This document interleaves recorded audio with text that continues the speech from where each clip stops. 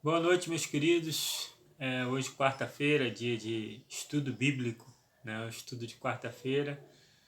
Nós retornamos às nossas atividades no domingo passado, né? Presencial no culto à noite, de 7 às 8 da noite. E foi muito bom rever alguns irmãos, né? Eu sei que muitos irmãos não foram, avisaram que não iriam, e nós entendemos completamente o momento que nós estamos atravessando. É interessante que os irmãos também só vão se sentir seguros, né? Bom seria se todo mundo pudesse ir, mas também entendemos perfeitamente aqueles que não vão, e temos pessoas prudentes que me ligam, falando comigo que não vão por causa disso, daquilo e aquilo outro, dão sempre uma justificativa, e é sempre muito bem recebido, porque eu entendo, a igreja entende a necessidade dos irmãos, tá bom? Mas, então, os estudos de quarta-feira vão continuar sendo gravados em vídeos, para a gente evitar ter mais um dia de programação na igreja.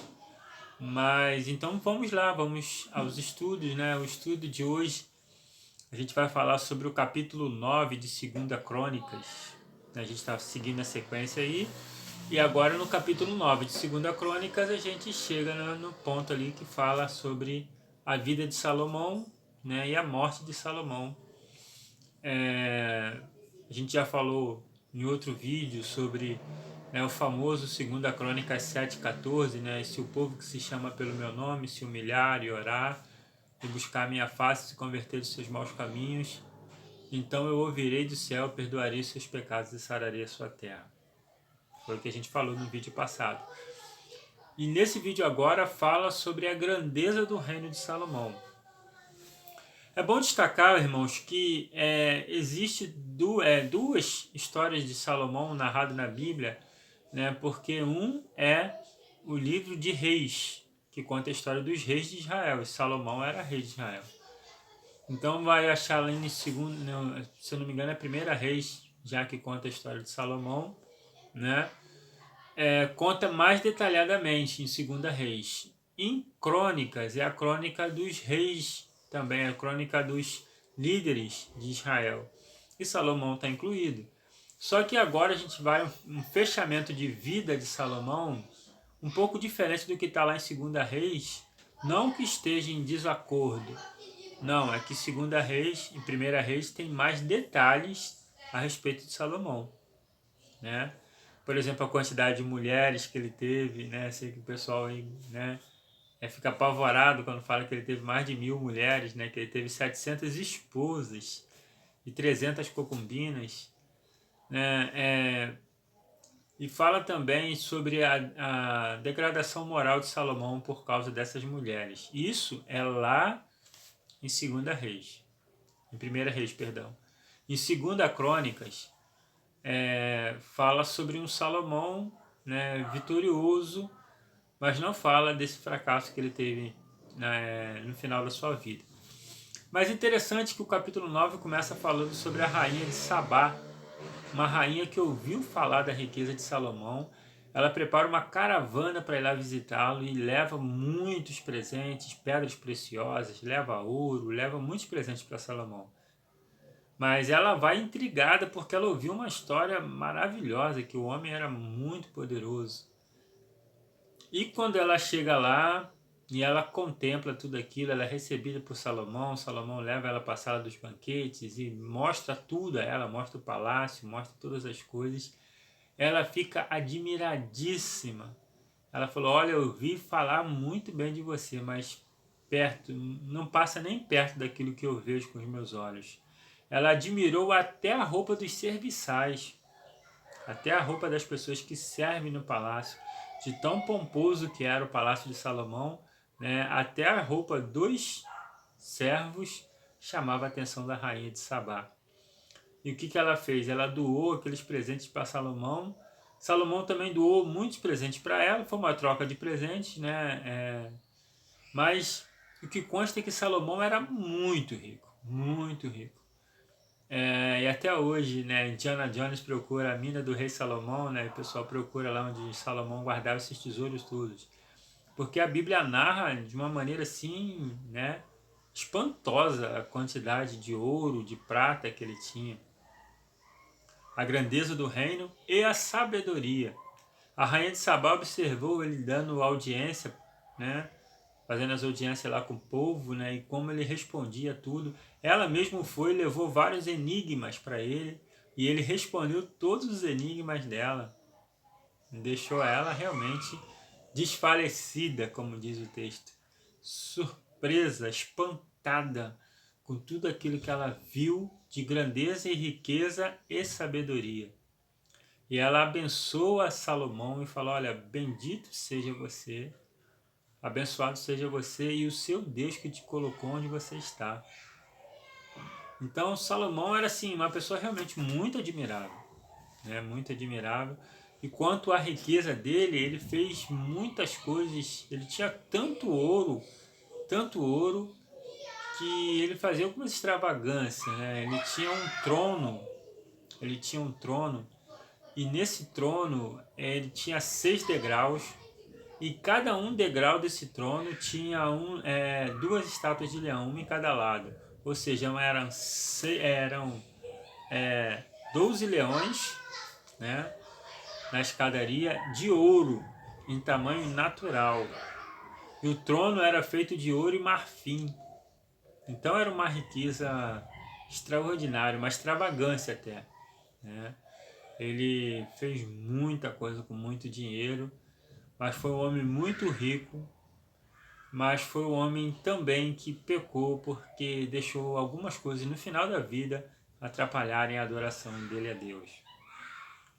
O Senhor, ele se chateia com Salomão, mas como eu falei para você, essas coisas estão narradas lá em Reis, não está narrado em Crônicas. E como a gente está estudando Crônicas agora, né, a gente vai encerrar a vida de Salomão falando dessa riqueza, da admiração da rainha de Sabá.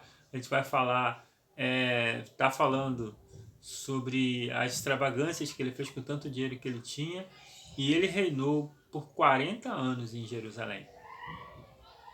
E depois ele passou o trono para seu filho Roboão. E isso depois a gente vai ver no próximo estudo sobre Roboão, que foi um péssimo conselho que levou à ruína muita coisa em Israel. Ele dividiu o povo depois de Salomão. Mas o que a gente aprende com Salomão? O que a gente pode tirar de prática disso? É uma pessoa que teve toda a riqueza possível, mas nunca esqueceu do bem principal. Deus. Em primeiro lugar, Deus. Salomão, ele colocou Deus em primeiro lugar na vida dele, por isso ele era bem sucedido. Vocês lembram lá no início, já gravei um vídeo também falando sobre isso, que Deus aparece para ele, assim que ele começa a reinar, Deus aparece para ele e fala assim: Salomão, pede o que você quiser que eu vou te dar. E Salomão foi pedir sabedoria para administrar o povo de Deus. E Deus falou: olha, porque você pediu sabedoria, você não pediu nem riqueza, nem saúde, nem a morte dos seus adversários, que eram coisas lógicas e pessoais, né, que muita gente pediria, talvez eu pediria, talvez você pediria, né? Mas Salomão, ele pediu sabedoria. Deus falou: eu vou te dar tudo isso, eu vou te dar riqueza, vou te dar longevidade, vou te dar vitória sobre os seus adversários e vou te dar sabedoria. Então Salomão teve tudo porque soube pedir. Mas pediu porque o coração dele estava voltado primeiro a Deus e não às coisas materiais. E muitas vezes nós vivemos angustiados pelas coisas materiais e não colocamos Deus em primeiro lugar na nossa vida. E quando nós colocamos em primeiro lugar Deus na nossa vida, nós começamos a ver as coisas materiais como simplesmente objetos de uso, né? O que é um carro se não for para te levar e te trazer com segurança? Muitas vezes investimos muito nosso tempo, nosso esforço, nosso trabalho para adquirir carros melhores, cada vez melhores, e vamos endividados em prestações. Tem pessoas aí que adoram, né, um carnê de prestação de carro e vai passando, ele vai trocando aquele carnê por outro e nunca para, né, e por isso ele trabalha mais ou ela trabalha mais, né, para tentar manter aquele padrão, aquele gosto e tudo mais, quando na verdade o veículo ele é feito para te levar e te trazer com segurança. É óbvio, né, que se tiver um ar-condicionado, tiver uma direção hidráulica, a coisinha melhora.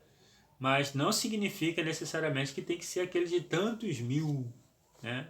Pode ser o mais barato. Mas isso aí vai de cada um. Mas o importante é que as pessoas não podem deixar essas questões materiais subirem a cabeça. E quando isso sobe a cabeça, ele perde o reino de Deus. Jesus falou para aquele jovem rico, né? Quer ganhar um tesouro no céu? Vende tudo que você tem e me segue. É óbvio que Jesus não queria que aquele menino seguisse, mas fez uma proposta dele só para ver a reação. Que Jesus já sabia. Mas aquele jovem precisava saber, ele precisava se conhecer. Então ele abaixou a cabeça e foi embora triste, porque ele tinha muito dinheiro. E Jesus fala, é mais fácil um camelo passar no fundo da agulha do que um rico entrar no reino dos céus. Então, pastor, é pecado riqueza? Então, pastor, quem tem riqueza não vai... Não, você pode ser rico, desde que ela não seja primeiro lugar na sua vida. Desde que o seu dinheiro não seja primeiro lugar na sua vida. Se você consegue ter dinheiro e ser simples, ter dinheiro e achar que todo mundo é igual, se você consegue ter dinheiro e achar que você não é melhor do que os outros, ou que a sua roupa, a sua casa ou o seu carro é melhor do que os outros, se você não pensa assim, né, você pode ter riquezas. Agora, o grande problema é quando a gente não sabe viver com isso. Existem pessoas ricas e simples, como também existem pessoas pobres e prepotentes, arrogantes, né? Uma certa vez eu encontrei um funcionário meu, um ex-funcionário meu, e ele estava caminhando na rua de cabeça em pé, naquela posição de todo demitido, balançando para lá e para cá, era jovem ainda, né? E aí ele nem percebeu que passou por mim. No dia seguinte, no serviço, eu falei assim, olha, eu te vi passando assim, todo em pé, e você nem me viu. Aí ele falou assim, poxa, me desculpa, mas é que lá em Tambi eu não gosto de dar confiança. Lá em Tambi tem uma turmazinha lá que não merece que eu dê nem bom dia. Só que esse sujeito não tinha nem onde morar, né? E já morou de favor em muitos lugares difíceis, né? Inclusive em quartinho de borracheiro. Isso significa que não é o que a pessoa tem, mas o que a pessoa pensa que tem. Então tem muita gente que tem muitos bens, mas ela não pensa, né, que ela é melhor do que alguém. Mas se esse bem te faz pensar que você é melhor, aí é pecado. Tem que jogar tudo fora, pastor? Não, tem que repaginar, você tem que recalcular, você tem que redirecionar a sua mente, para que você possa pensar a coisa certa, da maneira certa. Todos somos iguais perante Deus, independente do que você tem no bolso. Amém? Bom, fique com essa palavra. Encerramos assim a vida de Salomão. Vamos entrar agora em 2 Crônicas 10, que vai falar justamente sobre Roboão, que assumiu o trono no lugar do pai dele. Isso fica para o próximo vídeo. Próximo domingo continua o culto lá, né, de 7 às 8.